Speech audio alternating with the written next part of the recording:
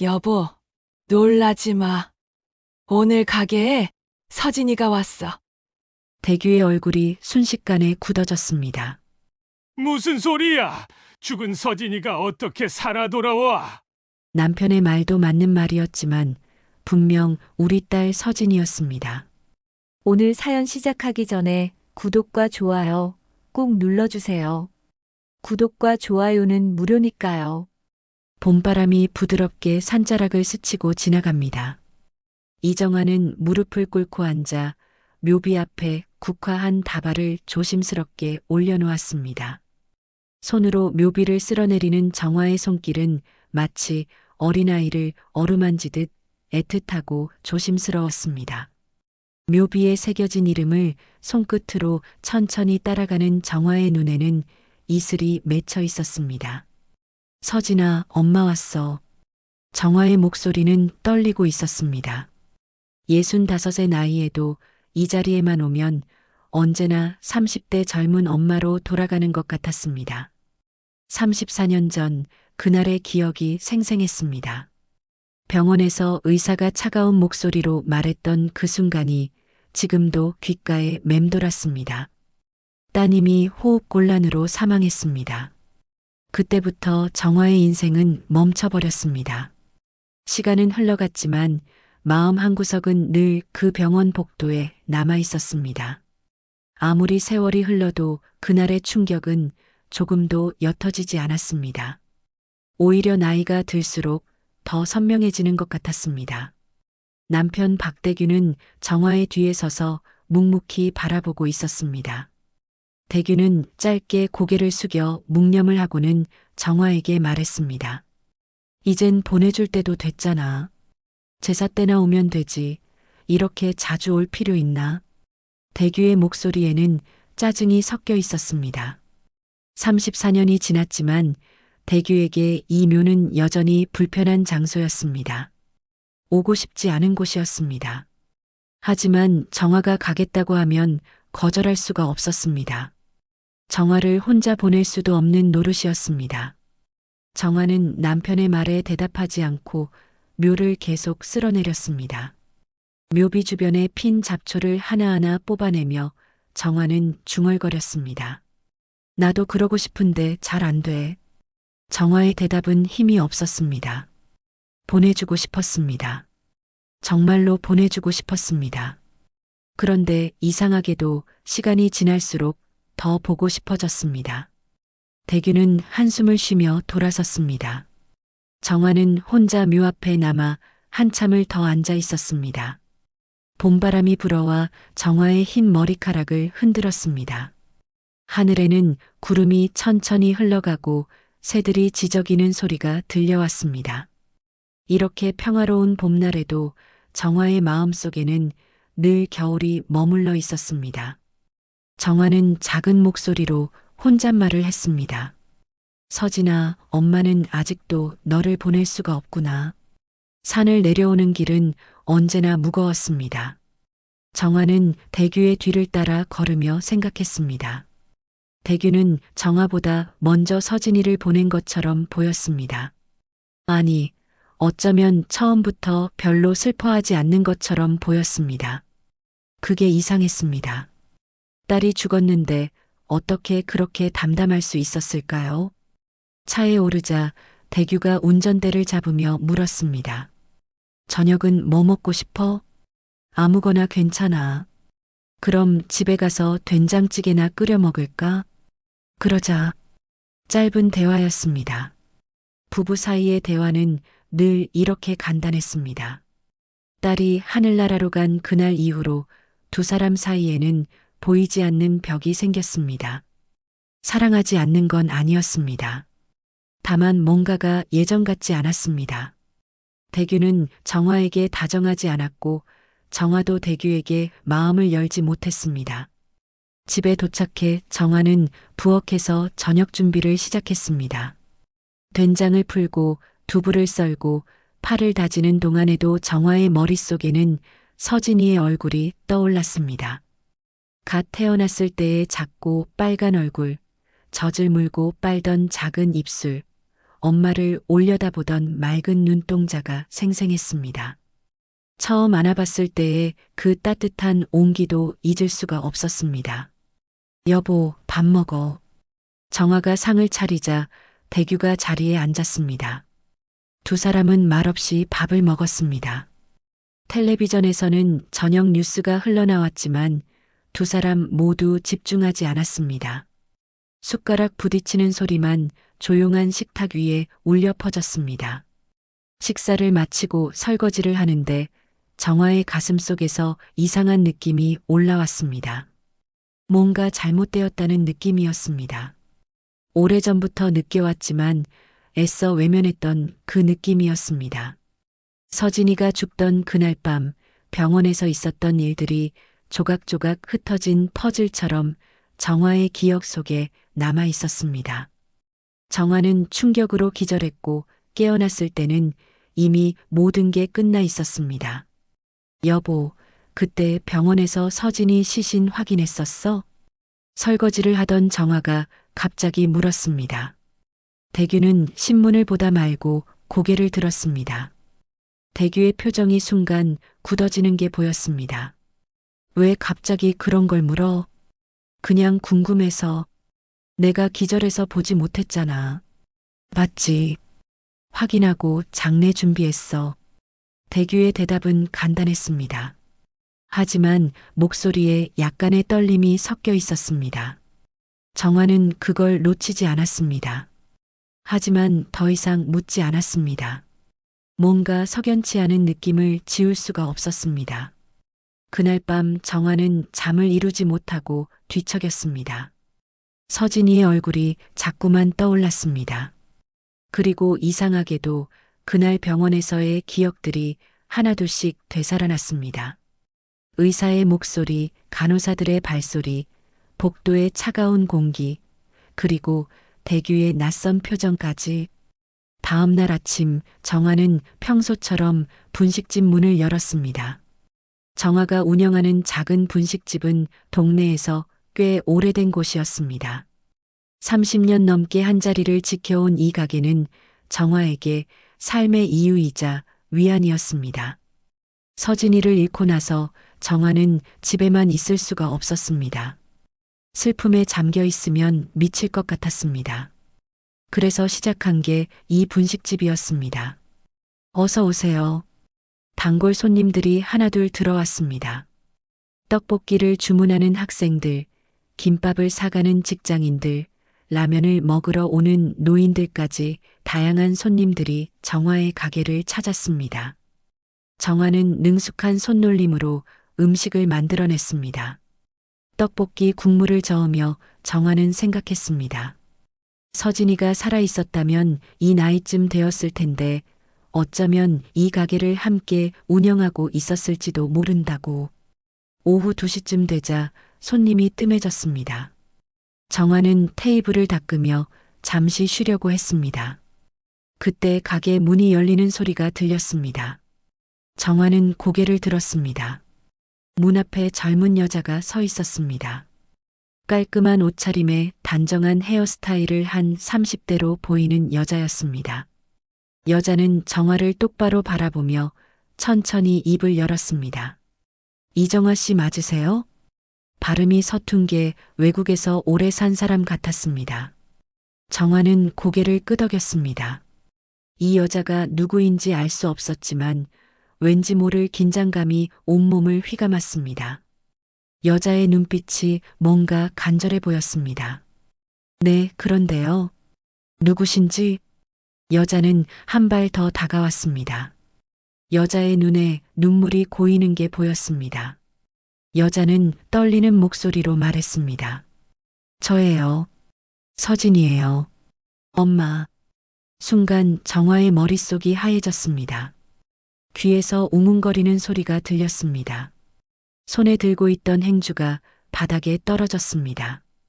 정화는 그 자리에 얼어붙은 듯 서 있었습니다. 여자는 조금씩 다가왔습니다. 정화는 숨을 쉴 수가 없었습니다. 가슴이 터질 것만 같았습니다. 무슨 소리예요? 서진이는 죽었어요. 정화의 목소리는 떨리고 있었습니다. 여자는 고개를 저었습니다. 아니에요. 저는 살아있어요. 2살 때 보육원에 보내졌고요. 그 후에 입양되어서 미국에서 자랐어요. 최근에 한국에 돌아왔어요.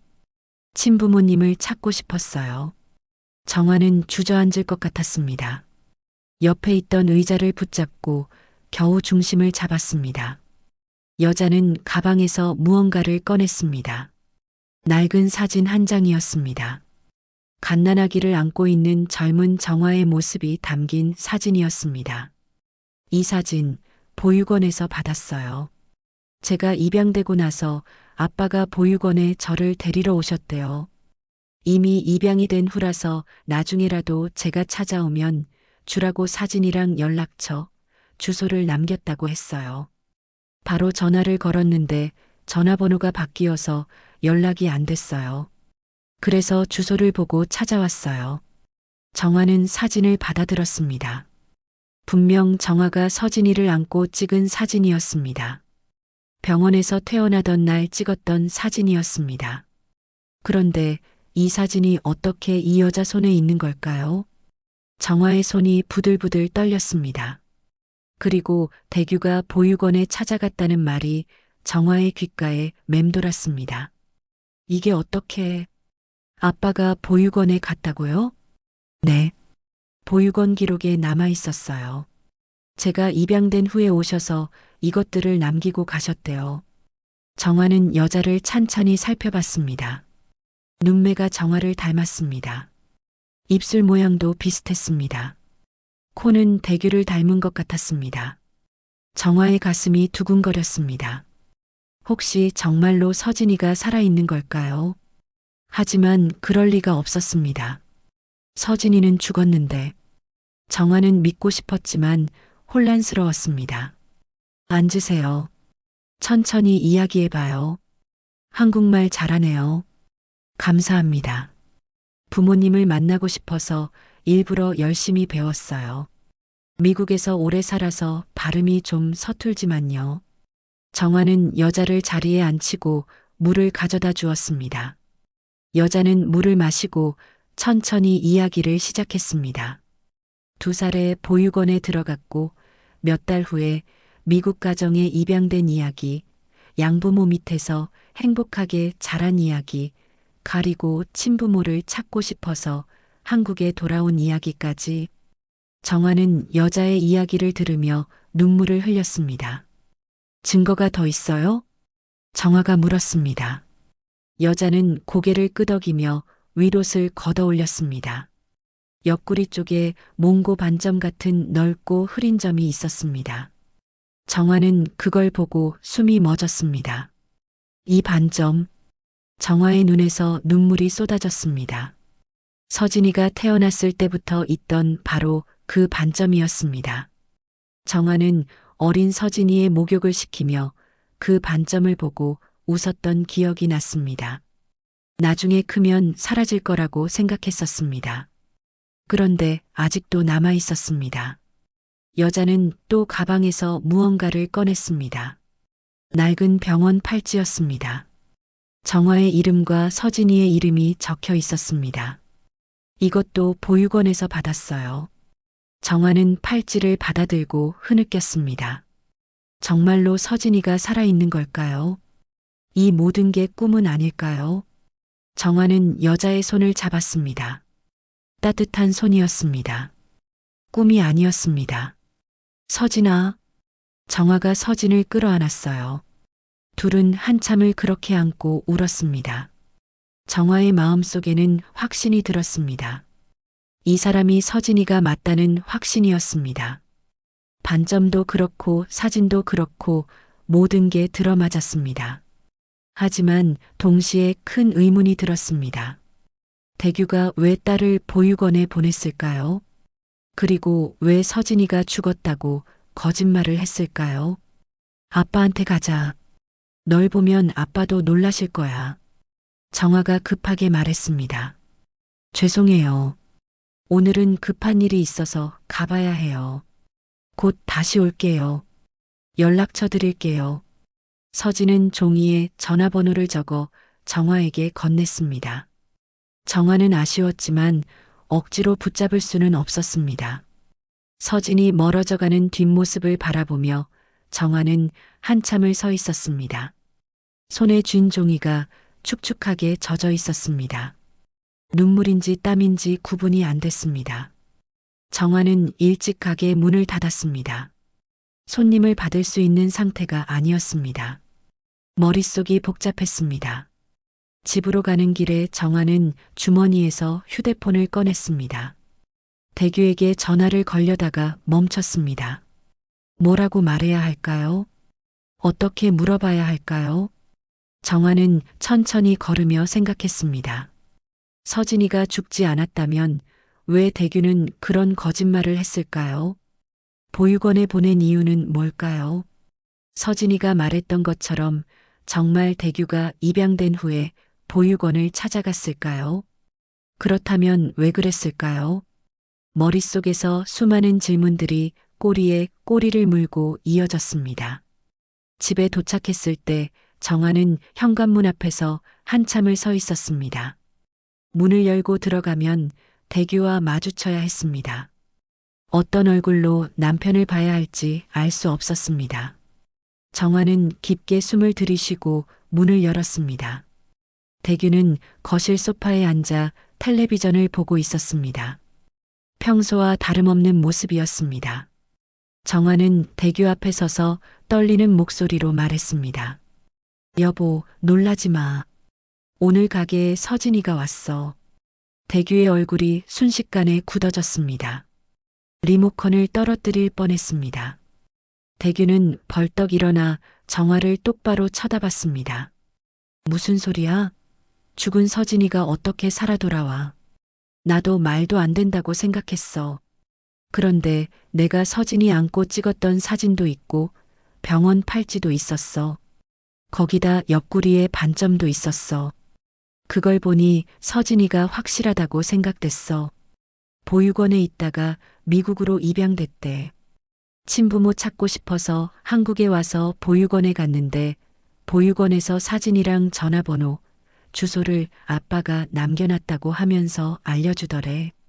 입양된 후에 아빠가 찾으러 왔었다고. 대규의 얼굴이 창백해졌습니다. 대규는 고개를 저으며 말했습니다. 말도 안 돼. 서진이는 죽었어. 사기꾼이야. 그 사람 다시는 만나지 마. 대규의 목소리는 떨리고 있었습니다. 정화는 대규의 반응이 이상하다고 느꼈습니다. 과하게 화를 냈어요. 정말 서진이가 죽어서 말이 안 된다는 걸까요? 그런데 그 사진과 반점은 어떻게 설명할 수 있을까요? 정화는 너무 답답했습니다. 정화의 가슴 속에는 오래 묻어둔 의문이 되살아났습니다. 그날 병원에서 난 아이의 시신을 확인하지 못했어. 정화가 조용히 말했습니다. 대규는 입술을 깨물었습니다. 그날 밤 정화는 잠을 이루지 못했습니다. 침대에 누워 천장만 바라보며 서진이의 얼굴을 떠올렸습니다. 분명 서진이가 맞았습니다. 엄마의 본능이 그렇게 말하고 있었습니다. 옆에서 대규도 뒤척이는 소리가 들렸습니다. 대규 역시 잠을 못 자고 있는 게 분명했습니다. 두 사람은 같은 침대에 누워 있었지만 각자 다른 생각에 잠겨 있었습니다. 새벽이 되어서야 정화는 얕은 잠에 빠졌습니다. 꿈속에서 어린 서진이가 울고 있었습니다. 정화가 달려가려 해도 발이 움직이지 않았습니다. 서진이는 점점 멀어져 갔습니다. 작은 손을 내밀며 엄마를 부르는데 정화는 한 발짝도 다가갈 수가 없었습니다. 정화는 식은땀을 흘리며 깨어났습니다. 가슴이 두근거렸고 숨이 가빴습니다. 아침 식사 자리는 무거웠습니다. 대규는 밥을 먹지 않고 커피만 마셨습니다. 정화도 입맛이 없었습니다. 두 사람은 말없이 마주 앉아 있었습니다. 식탁 위에는 김이 모락모락 나는 된장찌개가 놓여 있었지만 아무도 손을 대지 않았습니다. 시계 초침 소리만 조용한 부엌에 울려 퍼졌습니다. 정화가 먼저 입을 열었습니다. 여보, 우리 그 사람 같이 만나보자. 검사라도 해보면 알 수 있잖아. 대규는 고개를 저었습니다. 사기꾼한테 속으면 어떡하려고. 요즘 그런 사람들 많아. 그래도 만약에 정말 서진이라면? 정화의 목소리가 떨렸습니다. 대규는 커피잔을 내려놓고 한숨을 쉬었습니다. 대규의 손도 미세하게 떨리고 있었습니다. 대규의 마음은 복잡했습니다. 사실 대규는 오래전에 서진이를 다시 데려오려고 했었습니다. 죄책감이 너무 컸습니다. 밤마다 서진이의 울음소리가 들리는 것 같았습니다. 아내가 힘들어하는 모습을 보는 것도 괴로웠습니다. 정화가 몰래 우는 모습을 볼 때마다 가슴이 찢어지는 것 같았습니다. 대규는 보육원에 전화를 걸어 서진이를 찾았습니다. 하지만 이미 입양이 된 후였습니다. 미국으로 떠났다는 말을 들었을 때 대규는 주저앉고 말았습니다. 너무 늦었습니다. 보육원에 직접 찾아가서 사정해 봤지만 입양간 아이를 되찾을 수는 없다는 말을 들었습니다. 결국 사진과 연락처, 주소를 남기고 왔습니다. 혹시라도 서진이가 커서 찾아올지도 모른다는 희망을 품고서였습니다. 하지만 세월이 흘렀습니다. 10년이 지나고 20년이 지나고 30년이 넘도록 서진이는 나타나지 않았습니다. 대규는 점차 포기하게 되었습니다. 어쩌면 서진이가 한국말도 못하고 한국에 올 생각조차 하지 않을 거라고 생각했습니다. 그런데 갑자기 서진이가 나타났다는 말을 들으니 오히려 두려웠습니다.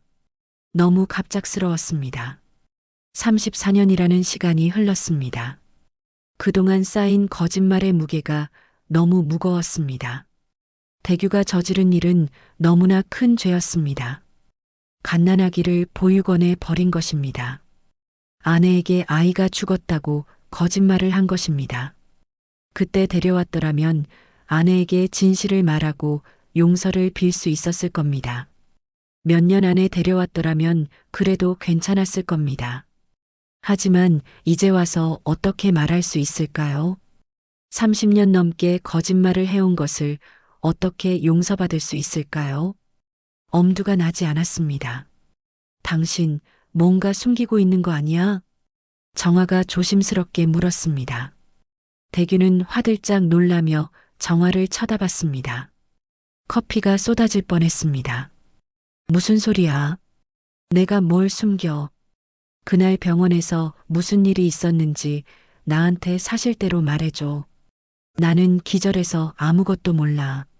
당신만 알고 있잖아. 대규는 입술을 깨물었습니다. 말하고 싶었습니다. 하지만 입이 떨어지지 않았습니다. 너무 오랜 시간 동안 감춰온 비밀이었습니다. 이제 와서 터놓기에는 너무 무거운 진실이었습니다. 정화가 어떤 반응을 보일지 상상만 해도 두려웠습니다. 평생을 함께 산 아내를 잃을 수도 있다는 생각이 들었습니다. 의사가 서진이가 죽었다고 했어. 그래서 장례를 치렀어. 그게 다야. 대규의 대답은 짧았습니다. 정화는 더 이상 묻지 않았습니다. 하지만 정화의 마음속에는 의심이 자라나고 있었습니다. 뭔가 잘못되었다는 느낌이 점점 커졌습니다. 대규의 눈빛이 흔들리는 게 보였습니다. 대규의 목소리에 떨림이 있었습니다. 정화는 분식집에 가서도 일이 손에 잡히지 않았습니다. 손님들이 주문을 해도 제대로 듣지 못했습니다. 떡볶이를 태울 뻔하기도 했습니다. 김밥을 말다가 재료를 빠뜨리기도 했습니다. 단골 손님이 걱정스럽게 물었습니다. 사장님, 어디 아파요? 얼굴이 안 좋아 보이는데. 아니에요. 괜찮아요. 정화는 애써 웃으며 대답했습니다. 하지만 괜찮지 않았습니다. 머릿속은 온통 서진이 생각뿐이었습니다. 정화는 서진이가 준 전화번호를 꺼내봤습니다. 종이가 땀에 젖어 조금 번졌지만 번호는 읽을 수 있었습니다. 전화를 걸어볼까 고민했습니다. 하지만 뭐라고 말해야 할지 알 수 없었습니다. 며칠이 지났습니다. 정화는 매일 가게 문을 열 때마다 서진이가 다시 올까 기대했습니다. 하지만 서진이는 나타나지 않았습니다. 정화는 초조해졌습니다. 혹시 서진이가 마음을 바꾼 걸까요? 다시는 오지 않는 걸까요? 혹시 대규의 말처럼 사기꾼이었던 걸까요? 아니, 그럴 리 없었습니다. 정화는 확신했습니다. 일주일째 되던 날 정화는 결심했습니다. 더 이상 기다릴 수 없었습니다. 정화는 오래된 친구 오은자에게 전화를 걸었습니다. 은자는 서진이가 태어났을 때 병원에서 일하던 간호사였습니다. 혹시 은자가 그날 무슨 일이 있었는지 알고 있을지도 몰랐습니다. 은자야, 오랜만이야. 잘 지냈어? 어머, 정화야. 이게 얼마만이야? 잘 지내? 응. 은자야, 너 혹시 시간 있어? 만나서 물어볼 게 좀 있는데. 그래, 언제 만날까? 내일 어때? 너네 집 근처 카페에서. 그래, 내일 봐. 정화는 전화를 끊고 깊은 숨을 내쉬었습니다. 다음 날 오후 정화는 약속한 카페에 일찍 도착했습니다. 창가 자리에 앉아 밖을 바라보며 정화는 손을 꼭 쥐었습니다. 떨리는 마음을 진정시키려 했지만 쉽지 않았습니다. 곧 은자가 올 겁니다. 그리고 은자는 그날의 진실을 알고 있을지도 모릅니다. 얼마 후 카페 문이 열리며 은자가 들어왔습니다. 은자는 여전히 단정하고 깔끔한 모습이었습니다. 은자는 정화를 보자 환하게 웃으며 손을 흔들었습니다. 정화야, 오래 기다렸어? 아니, 방금 왔어. 앉아. 두 사람은 커피를 주문하고 마주 앉았습니다. 한동안 안부를 주고받았습니다. 하지만 정화는 본론을 꺼내지 못하고 망설이고 있었습니다. 은자가 먼저 눈치를 챘습니다. 정화야, 무슨 일 있어? 표정이 안 좋아 보여. 정화는 잠시 망설이다가 입을 열었습니다. 은자야, 너 우리 딸 기억하지? 은자의 얼굴이 굳어졌습니다. 커피잔을 든 손이 살짝 떨렸습니다. 그럼 기억하지. 왜? 그날 병원에서 무슨 일이 있었는지 혹시 알아? 내가 기절해서 아무것도 기억이 안 나거든. 은자는 눈을 피하며 커피를 한 모금 마셨습니다. 은자의 손이 계속 떨리고 있었습니다. 정화는 그 모습을 놓치지 않았습니다. 은자야, 너 뭔가 알고 있지? 은자는 한참 동안 말이 없었습니다. 창밖을 바라보며 깊은 한숨을 쉬었습니다. 그리고 천천히 고개를 돌려 정화를 바라봤습니다. 은자의 눈에 눈물이 맺혀 있었습니다. 정화야, 미안해. 나 사실은 그날 정화의 가슴이 두근거렸습니다. 숨이 멎는 것 같았습니다. 그날 내 남편이 아이를 안고 병원을 나가는 걸 봤어. 복도에서 마주쳤는데 정화는 눈을 크게 떴습니다. 남편이 서진이를 안고 나갔다고요. 그럼 서진이는 죽지 않은 거였나요? 그게 무슨 소리야? 서진이가 살아 있었다는 거야? 은자는 고개를 끄덕였습니다. 눈물이 볼을 타고 흘러내렸습니다. 내 남편이 나를 붙잡고 사정했어. 제발 못 본 걸로 해달라고. 그때 나한테 말했어. 네가 불륜을 저질렀다고, 서진이가 자기 아이가 아니라고. 그래서 아이를 볼 때마다 그 생각이 나서 도저히 같이 살 수가 없다고 했어. 정화는 주저앉을 것 같았습니다. 의자를 붙잡고 겨우 중심을 잡았습니다. 불륜이라고요. 정화는 기억을 더듬었습니다. 그때 그 일이 떠올랐습니다. 대규가 정화를 차갑게 대하던 시절이었습니다. 결혼한 지 3년째 되었을 때였는데 대규는 정화에게 무뚝뚝했습니다. 사랑한다는 말도 하지 않았고 다정하게 대해주지도 않았습니다. 그때 정화는 외로웠습니다. 직장 동료가 정화를 위로해줬습니다. 그 남자는 정화에게 다정했습니다. 정화는 그 남자와 단 한 번 잘못을 저질렀습니다. 하지만 그 남자는 피임을 했습니다. 그래서 정화는 임신을 했을 때 당연히 남편의 아이라고 생각했습니다. 죄책감도 없이 서진이를 낳았습니다. 그걸 어떻게 부끄럽지만 내가 그때 너무 외로워서 한 번 잘못을 저질렀어. 그런데 서진이는 남편 아이가 맞아. 그 남자는 피임을 했어. 은자는 고개를 저었습니다. 피임을 해도 임신이 되는 경우도 있어. 내 남편이 서진이가 자기 핏줄이 아니라는 걸 알았대. 그래서 아이를 볼 수가 없다고 했어. 정화는 눈앞이 캄캄해졌습니다. 그럼 서진이는 정말 그 남자의 아이였던 걸까요? 정화는 전혀 몰랐습니다. 피임을 했는데 어떻게 임신이 됐을까요? 정화의 머릿속이 복잡했습니다. 그래서 남편이 서진이를 어떻게 했는데? 글쎄, 보육원에 보내지 않았을까? 아기를 안고 나가는 걸 봤으니까. 정화는 울음을 터뜨렸습니다. 서진이가 정말 살아있었습니다. 대규가 거짓말을 한 겁니다. 정화가 죄를 지어서 이런 일이 벌어진 거였습니다. 정화는 자신을 용서할 수가 없었습니다. 은자야, 너는 그걸 알고 있으면서 왜 나한테 말 안 했어? 은자는 눈물을 닦으며 말했습니다. 미안해. 너한테 얘기할까 고민을 정말 많이 했어. 그런데 아이랑 남편 모두 함께 살 수는 없을 것 같았어. 말하는 게 잘하는 건지 판단이 안 섰어. 그래서 말하지 못했어.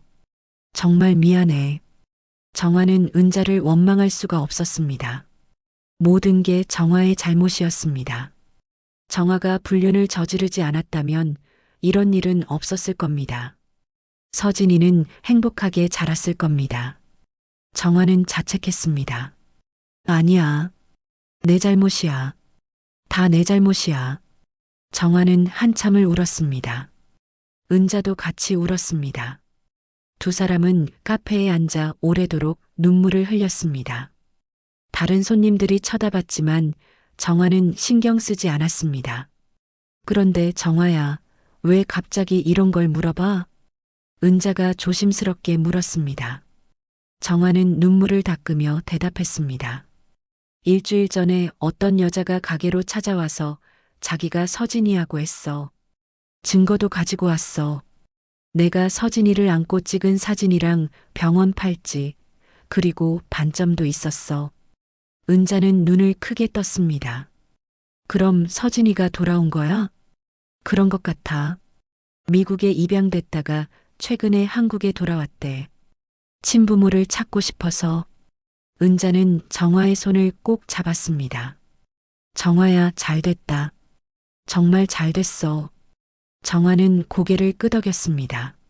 정화는 서진이가 살아있다는 사실에 감사했지만 자신 때문에 괴로웠을 남편에게 미안했고 못난 엄마 때문에 버려지고 타국으로 입양까지 가야 했던 서진이에게 너무나 미안했습니다. 정화는 서진이에게 용서를 빌어야 했습니다. 카페를 나와 집으로 돌아가는 길에 정화는 결심했습니다. 남편과 제대로 이야기를 해야 했습니다. 진실을 밝혀야 했습니다. 그리고 서진이를 만나야 했습니다. 정화는 주머니에서 서진이의 전화번호를 꺼냈습니다. 이제 전화를 걸 때가 됐습니다. 집에 도착하자 대규가 거실에 앉아 있었습니다. 정화는 대규 앞에 섰습니다. 여보, 오늘 은자를 만났어. 대규의 얼굴이 창백해졌습니다. 대규는 벌떡 일어났습니다. 얼굴에서 핏기가 싹 가셨습니다. 정화는 대규를 똑바로 바라보며 말을 이었습니다. 은자가 그날 당신을 봤대. 서진이를 안고 병원을 나가는 걸. 대규는 입술을 깨물었습니다. 더 이상 부정할 수 없었습니다. 30년 넘게 감춰온 비밀이 드러나는 순간이었습니다. 대규는 소파에 주저앉았습니다. 고개를 떨어뜨린 채 한참 동안 말이 없었습니다. 여보, 나한테 말해줘. 그날 무슨 일이 있었는지. 정화의 목소리는 떨렸지만 단호했습니다. 대규는 얼굴을 두 손으로 감싸 쥐었습니다. 한참 후에야 대규가 입을 열었습니다. 미안해, 정말 미안해. 대규의 목소리는 갈라져 있었습니다. 정화는 대규 옆에 앉았습니다. 왜 그랬어? 대규는 천천히 고개를 들었습니다. 눈이 충혈되어 있었습니다. 서진이가 내 딸이 아니라는 걸 알았어. 병원에서 혈액형 검사를 했는데 서진이 혈액형이 나올 수 없는 혈액형이었어. 나랑 당신의 혈액형으로는 절대 나올 수 없는 혈액형이었어. 정화는 숨이 멎었습니다. 정말 서진이가 그 남자의 아이였던 겁니다. 정화는 혼란스러웠습니다. 그래서 보육원에 보낸 거야? 아무 죄도 없는 아기를? 정화의 목소리가 높아졌습니다. 대규는 고개를 숙였습니다. 미안해. 그때는 도저히 그 아이를 볼 수가 없었어. 당신이 나를 배신했다는 게 너무 괴로웠어. 아이를 볼 때마다 그 일이 떠올라서 참을 수가 없었어. 그래서 나한테 서진이가 죽었다고 거짓말을 한 거야? 대규는 고개를 끄덕였습니다. 당신이 기절한 사이에 서진이를 데리고 나왔어. 보육원에 맡기고 의사한테 부탁해서 사망 진단서를 받았어. 돈을 주고. 정화는 눈물을 흘렸습니다. 남편이 그렇게까지 했다는 게 믿기지 않았습니다. 하지만 자신이 저지른 죄 때문에 남편이 얼마나 괴로웠을지 생각하니 자신이 원망스러웠습니다. 미안해. 내가 잘못했어. 딱 한 번이었지만 해서는 안 될 일을 했어. 그렇지만 서진이는 죄가 없잖아. 어린 아기를 어떻게 그렇게 보냈어? 대규는 눈물을 흘렸습니다. 남편이 우는 모습을 정화는 처음 봤습니다. 미안해. 보내고 나면 편해질까 했는데 그렇지 않았어. 매일 후회했어. 밤마다 서진이 얼굴이 떠올랐어. 당신이 우는 걸 볼 때마다 미칠 것 같았어. 나중에 다시 데려오려고 했어. 보육원에 전화도 하고 찾아가기도 했어. 그런데 이미 입양이 됐다는 거야. 미국으로 갔다고 했어. 정화는 놀랐습니다. 대규가 서진이를 찾으려 했다는 말을 들으니 원망하는 마음이 조금 풀렸습니다. 그래서 보육원에 사진이랑 주소를 남긴 거야? 응. 혹시라도 서진이가 커서 찾아올까 싶어서. 그런데 20년, 30년이 지나도 소식이 없어서 안 찾나 보다 했어. 대규는 얼굴을 감쌌습니다. 정화는 깊은 숨을 내쉬었습니다. 두 사람 모두 잘못했습니다. 정화는 불륜을 저질렀고 대규는 아이를 버렸습니다. 서진이만 아무 죄 없이 고통받았습니다. 여보, 이제 어떻게 할 거야? 서진이가 돌아왔어. 우리를 찾아왔어. 대규는 고개를 들었습니다. 눈이 퉁퉁 부어 있었습니다. 정말 서진이가 맞아? 그런 것 같아. 반점도 있고 사진도 있고. 정화는 주머니에서 서진이의 전화번호를 꺼냈습니다. 유전자 검사를 해보자. 그래야 확실히 알 수 있지. 대규가 말했습니다. 정화는 고개를 끄덕였습니다. 정화는 서진에게 전화를 걸었습니다. 서진은 기꺼이 검사에 응했습니다. 세 사람은 병원에서 만났습니다. 대규는 서진을 보자 얼어붙었습니다. 서진은 정화를 꼭 닮아 있었습니다. 눈매도 입술도 똑같았습니다. 검사를 마치고 결과를 기다리는 며칠 동안 정화와 대규는 거의 말을 하지 않았습니다. 두 사람 모두 불안했습니다. 결과가 나오면 어떻게 해야 할까요? 서진이가 정말 딸이라면 어떻게 사과해야 할까요? 드디어 결과가 나왔습니다. 정화는 떨리는 손으로 봉투를 열었습니다. 결과지를 보는 순간 정화는 주저앉았습니다. 이정아와 박서진의 일치율은 99.99%였습니다. 박대규와 박서진의 일치율은 0%였습니다. 정화는 울음을 터뜨렸습니다. 서진이가 정말 정화의 딸이 맞았습니다. 하지만 대규의 딸은 아니었습니다. 대규는 결과지를 보고 고개를 떨어뜨렸습니다. 정화는 대규를 바라봤습니다. 대규의 얼굴에는 복잡한 감정이 스쳐 지나갔습니다. 슬픔, 후회가 뒤섞여 있었습니다. 여보, 미안해. 정말 미안해. 내가 지은 죄로 당신을 힘들게 했고, 당신은 견딜 수 없어서 서진이를 보육원에 보냈네. 우리는 다 지옥에 있었네. 정화가 눈물을 흘리며 말했습니다. 대규는 정화의 손을 잡았습니다. 나도 미안해. 내가 당신한테 잘해줬으면 이런 일이 없었을 텐데. 내가 너무 무뚝뚝하게 굴어서 당신을 외롭게 만들었어. 두 사람은 한참을 울었습니다. 34년 동안 쌓인 오해와 거짓말, 죄책감이 한꺼번에 쏟아져 나왔습니다. 두 사람은 서로를 원망하기보다는 자신들을 탓했습니다. 그리고 서진이에게 미안해했습니다. 이제 서진이를 만나야 해. 우리 둘 다 사과해야 해. 정화가 말했습니다. 대규는 고개를 끄덕였습니다. 두 사람은 서진에게 전화를 걸어 만나자고 했습니다. 그날 밤 정화는 잠을 이루지 못했습니다. 내일이면 서진이를 만나게 됩니다. 어떤 얼굴로 딸을 봐야 할까요? 뭐라고 사과해야 할까요? 정화는 침대에 누워 지난 날을 떠올렸습니다.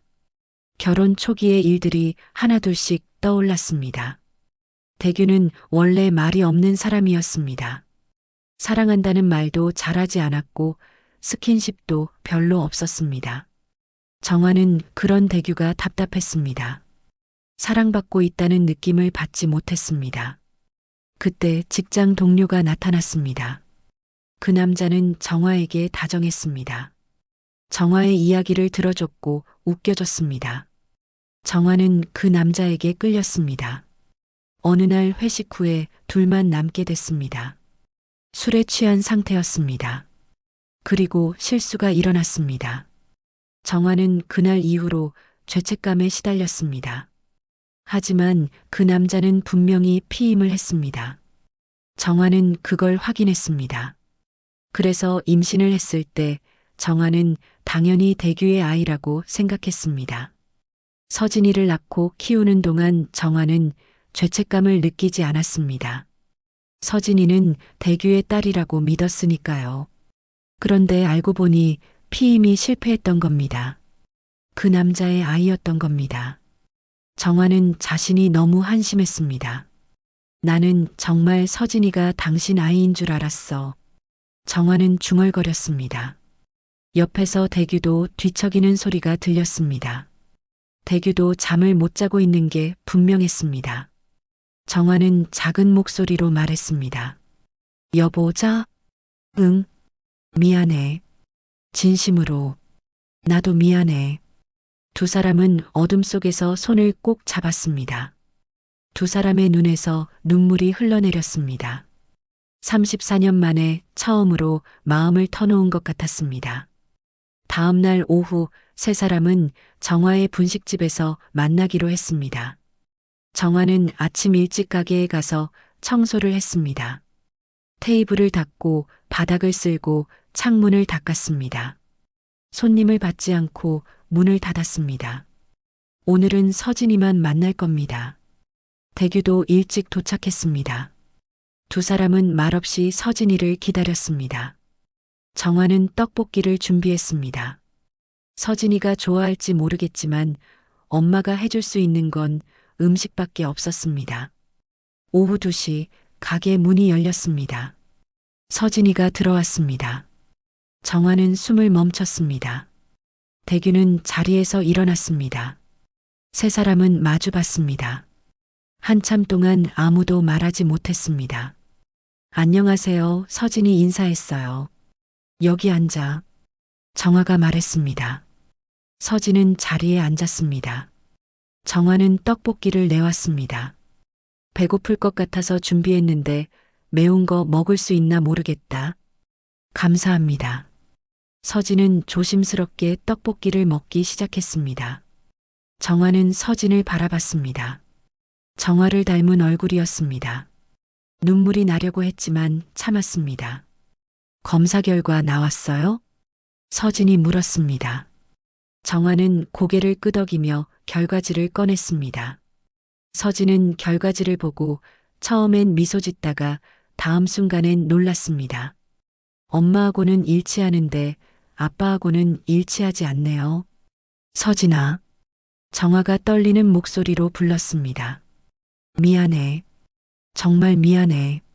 엄마가 잘못을 저질러서 아무 죄도 없는 너를 힘들게 했어. 정화는 눈물을 흘렸습니다. 대규도 어렵게 말을 꺼냈습니다. 서진아, 미안하다. 내가 살려고 어린 너한테 몹쓸 짓을 했다. 그때는 도저히 내 얼굴을 보면서 살 수가 없었어. 너를 보내고 나면 괜찮을까 했는데 그것도 아니었어. 죄책감에 매일이 괴로웠어. 슬퍼하는 내 엄마를 보는 것도 괴로웠어. 차라리 내가 나갈 걸 그랬다고 후회도 많이 했어. 뒤늦게 널 찾으려고 했는데 이미 외국으로 입양이 된 후였어. 미안하다. 당신한테도 너무 미안해. 대규는 고개를 숙였습니다. 서진은 두 사람을 번갈아 봤습니다. 서진의 눈에도 눈물이 맺혔습니다. 제가 두 분 사이에서 태어난 자식이었으면 좋았을 텐데. 저로 인해 모두 힘들게 살았네요. 서진의 목소리가 떨렸습니다. 부모님을 찾으러 오면서 걱정과 기대를 다 가지고 왔는데 친아버지가 아니어서 아쉽네요. 서진은 눈물을 닦았습니다. 그렇지만 제가 그동안 떨어져 살아서 아버지는 저에 대한 증오심이 미안함으로 바뀌셨으니 의미 없는 시간은 아니었던 것 같아요. 서진은 잠시 말을 멈추고 두 사람을 바라봤습니다. 그리고 조용히 말을 이었습니다. 다행히 저는 양부모님께서 사랑으로 길러주셔서 어려움 없이 자랐어요. 미국에서 좋은 교육을 받았고 행복하게 살았어요.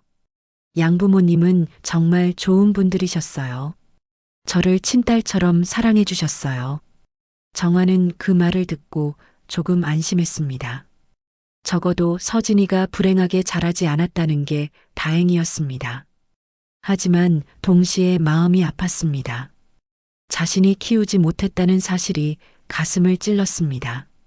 그래도 친부모님이 궁금했어요. 어떤 분들일까? 왜 저를 보육원에 보냈을까?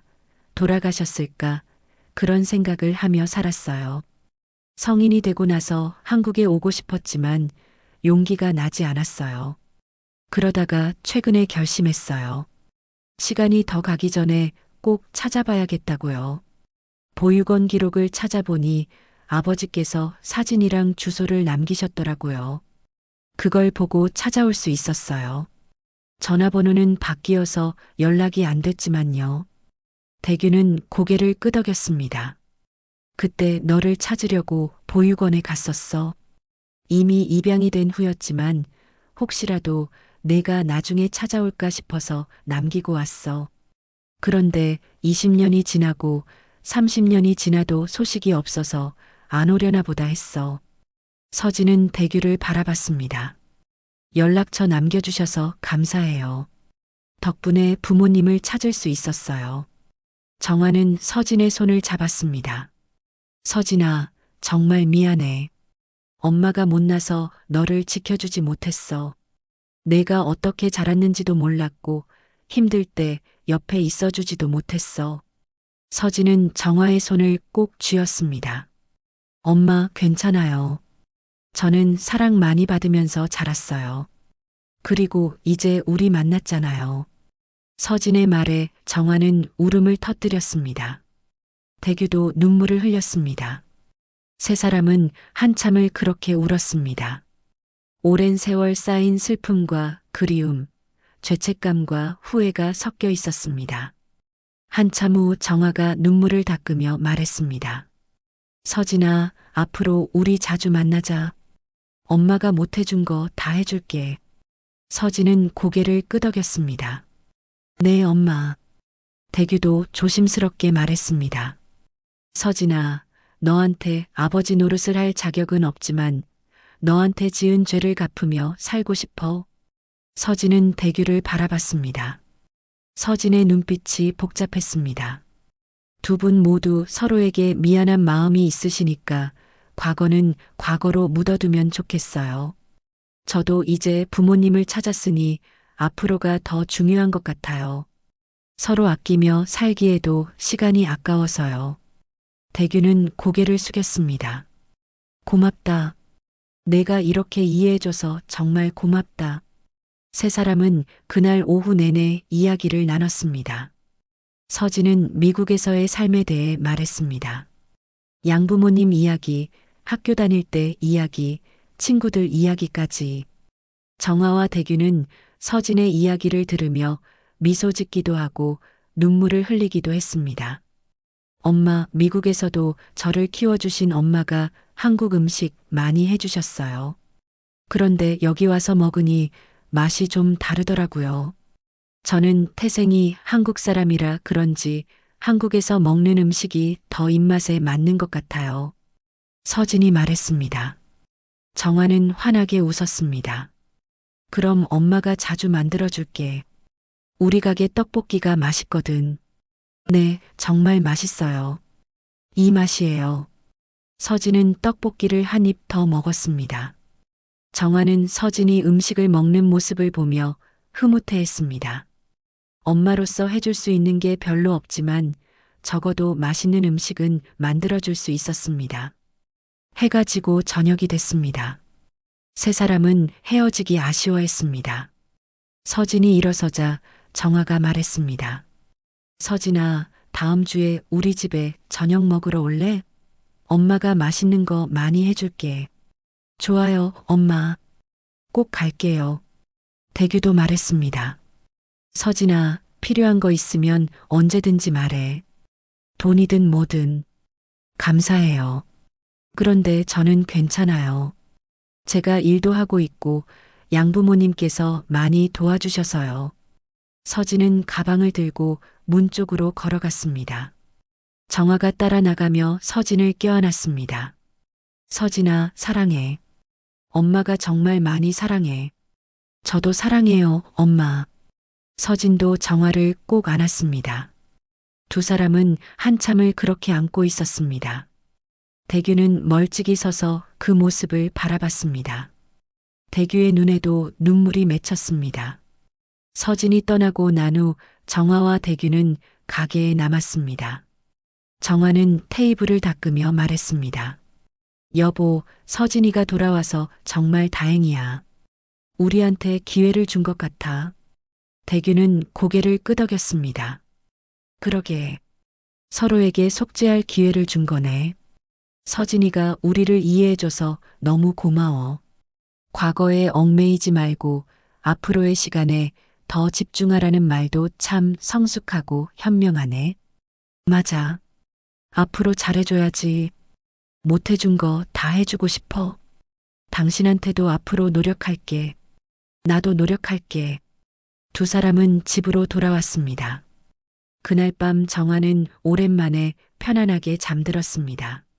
서진이가 돌아왔다는 사실이 마음을 가볍게 해줬습니다. 물론 과거의 잘못이 사라진 건 아니었습니다. 하지만 적어도 앞으로는 달라질 수 있을 것 같았습니다. 대규도 편안하게 잠들었습니다. 30년 넘게 짊어진 죄책감이 조금 가벼워진 것 같았습니다. 며칠 후 정아는 친구 은자에게 전화를 걸었습니다. 은자야, 나야. 서진이 만났어. 어머, 그래. 어떻게 됐어? 다 잘 됐어. 서진이가 정말 착해. 우리를 용서해줬어. 다행이다. 정말 다행이야. 은자야, 고마워. 말해줘서. 뭘? 친구 사이에. 두 사람은 한참 동안 전화로 이야기를 나눴습니다. 은자도 서진이를 만나보고 싶다고 했습니다. 정아는 다음에 함께 만나자고 약속했습니다. 일주일 후 서진이 정아의 집에 왔습니다. 정아는 아침부터 음식을 준비했습니다. 불고기, 잡채, 김치찌개, 갈비찜까지 서진이가 좋아할 만한 음식을 잔뜩 만들었습니다. 저녁 식사 자리는 따뜻했습니다. 서진은 정아가 만든 음식을 맛있게 먹었습니다. 대규도 오랜만에 웃는 얼굴이었습니다. 세 사람은 마치 오래전부터 함께 살았던 가족처럼 자연스럽게 이야기를 나눴습니다. 엄마, 불고기 정말 맛있어요. 그래, 많이 먹어. 더 필요하면 말해. 정화는 서진의 밥그릇에 반찬을 더 올려주었습니다. 엄마로서 할 수 있는 가장 기본적인 일이었지만 정화에게는 소중한 순간이었습니다. 서진아, 미국에서는 무슨 일해? 대규가 물었습니다. 디자인 일해요. 그래픽 디자이너예요. 그렇구나. 멋진 일이네. 네, 좋아하는 일이라서 즐겁게 하고 있어요. 식사를 마치고 세 사람은 거실에 앉았습니다. 정화가 과일을 깎아내왔습니다. 서진은 과일을 먹으며 조심스럽게 말했습니다. 엄마, 아버지, 제가 한국에 머무는 동안 엄마 가게를 도와드리고 싶어요. 저도 요리하는 거 좋아하거든요. 정화는 눈이 휘둥그레졌습니다. 정말? 그래도 돼? 바쁘지 않아? 괜찮아요. 제 일은 컴퓨터로 할 수 있어서 시간이 유동적이에요. 엄마랑 함께 시간을 보내고 싶어요. 정화는 기쁨의 눈물을 흘렸습니다. 고마워, 서진아. 정말 고마워. 대규도 미소를 지었습니다. 나도 가게 일 도울게. 배달이라도 하지 뭐. 아버지, 괜찮으세요? 힘드실 텐데. 괜찮아. 그 정도는 할 수 있어. 서진아, 여기 와서 지내지 않을래? 대규가 물었습니다. 그래도 돼요? 서진이도 좋아했어요. 며칠 후에 이사하기로 했습니다. 그날 밤 서진은 늦게까지 정화의 집에 머물렀습니다. 세 사람은 오래도록 이야기를 나눴습니다. 과거의 아픈 이야기도 나왔지만 이제는 담담하게 받아들일 수 있었습니다. 중요한 건 앞으로였습니다. 며칠 후 서진이가 집으로 왔습니다. 며칠 사이에 도배도 새로 하고 방을 예쁘게 꾸며놓았습니다. 정화는 가게 간판도 바꿨습니다. 새로운 간판에는 서진이네라는 이름이 예쁜 글씨로 쓰여 있었습니다. 서진은 간판을 보고 환하게 웃었습니다. 엄마, 간판이 정말 예뻐요. 그치? 우리 딸 이름이 들어가니까 더 예뻐 보여. 서진은 매일 가게에 나와 정화를 도왔습니다. 떡볶이 만드는 법을 배우고 김밥 마는 법도 배웠습니다. 손님들은 새로운 직원이 생긴 걸 보고 반가워했습니다. 사장님, 따님이에요? 단골 손님이 물었습니다. 정화는 자랑스럽게 대답했습니다. 네, 우리 딸이에요. 아이고, 미인이네요. 엄마 닮았네. 서진은 수줍게 웃었습니다. 정화는 가슴이 뿌듯했습니다. 엄마라는 말을 이렇게 당당하게 할 수 있게 된 게 감사했습니다. 대규도 약속대로 배달을 도왔습니다. 오토바이를 타고 동네를 누비며 음식을 배달했습니다. 힘들었지만 행복했습니다. 가족이 함께 일한다는 게 이렇게 좋은 줄 몰랐습니다. 어느 날 저녁 가게 문을 닫고 세 사람은 함께 저녁을 먹었습니다. 정화가 만든 김치찌개와 계란말이 그리고 남은 떡볶이를 나눠 먹었습니다. 소박한 식사였지만 따뜻했습니다. 엄마, 오늘 손님이 많았어요. 그러게. 요즘 장사가 잘 돼. 내가 와서 그런가 봐. 엄마가 음식을 잘 만드시니까 그렇죠. 대규가 물을 마시며 말했습니다. 우리 다음 주에 사진관 갈까? 가족 사진 찍으러. 정화와 서진은 동시에 고개를 끄덕였습니다. 좋아요. 일주일 후 세 사람은 사진관에 갔습니다. 정화는 새 옷을 입었습니다. 대규도 깔끔한 정장을 입었습니다. 서진은 예쁜 원피스를 입었습니다. 세 사람은 사진사 앞에 섰습니다. 자, 모두 웃으세요. 하나, 둘, 셋. 플래시가 터졌습니다. 세 사람은 환하게 웃고 있었습니다. 진심 어린 미소였습니다. 사진사는 여러 장의 사진을 찍었습니다. 세 사람이 함께 있는 모습, 정아와 서진이 안고 있는 모습, 대규가 두 사람을 바라보며 웃는 모습까지 정말 행복해 보이시네요. 사진사가 말했습니다. 정아는 고개를 끄덕였습니다. 네, 행복해요. 사진을 받아든 정아의 눈에 눈물이 글썽였습니다. 사진 속 세 사람은 너무나 행복해 보였습니다. 과거에 아픔이 있었지만 이제는 괜찮았습니다. 함께 있으니까 괜찮았습니다. 집으로 돌아와 정아는 사진을 액자에 넣어 거실에 걸었습니다. 가장 잘 보이는 곳에 걸었습니다. 서진은 사진을 보며 미소 지었습니다. 엄마, 사진 정말 마음에 들어요. 엄마도 그래. 보기만 해도 행복하다. 우리 가족. 대규도 사진을 바라보며 말했습니다. 고맙다, 서진아. 우리한테 기회를 줘서. 아버지, 저도 감사해요. 저를 받아주셔서. 세 사람은 서로를 바라보며 미소 지었습니다. 서로에게 미안한 마음을 느끼고 아껴주려 노력했습니다. 완벽한 가족은 아니었지만 서로를 사랑하는 가족이었습니다. 몇 달이 흘렀습니다. 서진이네 분식집은 동네에서 유명해졌습니다. 맛도 좋고 분위기도 따뜻해서 손님들이 많이 찾았습니다. 정아는 매일 행복했습니다. 딸과 함께 일하고 남편과 함께 웃을 수 있다는 게 기적 같았습니다. 어느 날 세 사람은 서진이의 묘를 찾아갔습니다. 서진아, 엄마가 널 찾았어. 내가 살아 돌아와줘서 고마워. 서진은 묘비를 쓰다듬으며 조용히 말했습니다. 여기 제 이름이 써 있으니 이상한 기분이에요. 대규가 말했습니다. 이젠 이 가짜 묘는 치우자. 정아는 고개를 끄덕였습니다. 그래요. 이제 보내줄 때가 됐어요. 정아는 이제 묘 앞에서도 울지 않았습니다. 세 사람은 묘 앞에서 미소 지었습니다. 과거를 보내주는 순간이었습니다. 산을 내려오는 길은 가벼웠습니다. 세 사람은 나란히 걸으며 이야기를 나눴습니다. 오늘 저녁 뭐 먹을까? 정아가 물었습니다. 엄마가 만든 된장찌개 먹고 싶어요. 그래, 알았어. 맛있게 해줄게. 나는 고등어 먹고 싶은데. 그것도 해줄게. 세 사람은 웃으며 집으로 향했습니다. 햇살이 따뜻했습니다.